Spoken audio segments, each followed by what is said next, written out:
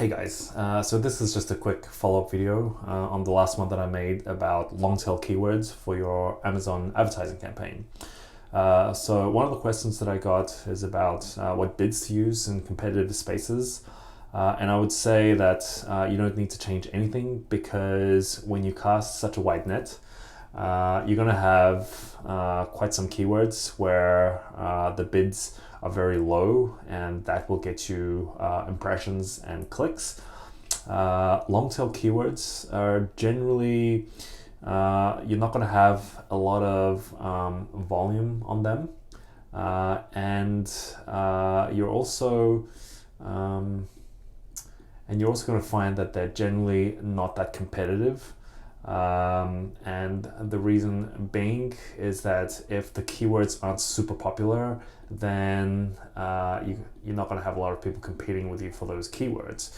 The other thing I forgot to mention in the previous video is that the advantage of using the long tail keyword campaigns is that you get to advertise on such a wide range of keywords that you don't get to list organically on your listings. So on your listings, you can have, a set number of keywords. Let's say you have, 100 keywords on your listing, and then on the back end, you've got whatever the limit is on that. When you use these campaigns, you can have, you can be advertising for 10,000 different keywords on your sponsored ad campaign, and then let's say 100 of those keywords are converting, and let's say that 80 of those keywords are super low volume, very long tail keywords. To give you an example, one of those keywords might be, the phrases might be something like coloring books for bored people at the office in Boston, for example. That's very, very specific, and you'll get, maybe, let's say, I'm just making this up obviously, but maybe you'll get 20 searches on this per month.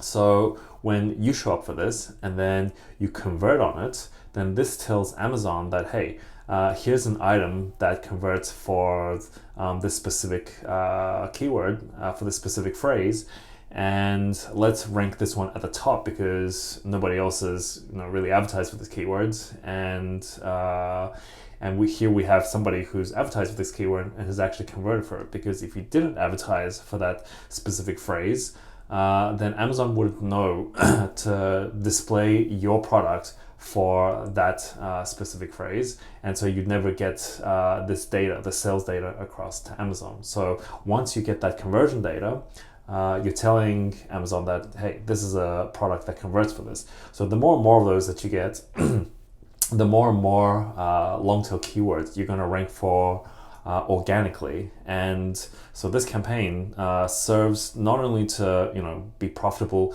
just from the money that you spend in terms of the direct clicks that you get, but it's also going to give you more organic ranks and put you on the map for a lot more keywords than you otherwise would.